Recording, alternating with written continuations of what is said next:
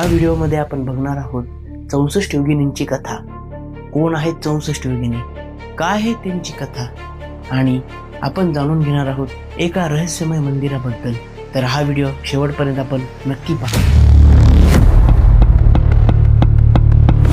या 64 योगिनी काली मातेच्या अवतार आहेत। त्या कायम पार्वती मातेसोबतच असतात। जेव्हा पार्वती मातेने अनेक युद्ध लढले, त्या प्रत्येक युद्धामध्ये या 64 योगिनी त्यांच्या कायम सोबत होत्या व त्यांना युद्धामध्ये मदत करून त्यांनी आपल्या शौर्यतेचा आणि वीरतेचा परिचय दिला। देवी महात्म्यानुसार 64 योगिनी या काली मातेच्या अंशरूपी अवतार आहेत। त्यांच्यापैकी 7 मातृका म्हणजेच ब्राह्मणी, कौमारी, दमहेश्वरी, वैष्णवी, इंद्राणी, नारसिंही आणि वाराही या त्यांच्या संबंधित देवतेंच्या शक्ती स्वरूप म्हणून पूजल्या जातात। 8वी स्वतः महाकाली आहे आणि या प्रत्येक मातृकांसोबत 8 सहाय्यक शक्ती असतात।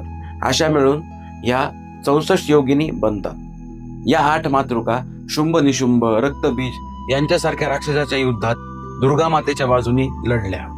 विविध महाविद्या, सिद्धविद्या या 64 योगिनींपैकीच एक मानल्या जातात। 64 योगिनींकडे अलौकिक शक्ती असतात। त्या तंत्रसाधना, योग साधना याच्यामध्ये अत्यंत निपुण असतात। मध्य प्रदेशमध्ये मुरैना जवळ 64 योगिनीचं मंदिर आहे। त्याची रचना गोलाकार असून त्याच्या मध्यभागी भगवान शिव विराजमान आहेत। गोलाकार भिंतीवरती 64 योगिनींच्या मूर्ती कोरलेल्या आहेत व या मंदिराला तांत्रिक विश्वविद्यालय म्हणून देखील संबोधले जाते। दर अमावस्येला येथे विविध तांत्रिक साधक आपल्या तंत्रसाधना सिद्ध करण्यासाठी येत असतात। हे मंदिर एवढे गूढ आहे की सायंकाळी 5 वाजल्यानंतर येथे कोणालाही प्रवेश नसतो। तर ही होती 64 योगिनींची कथा।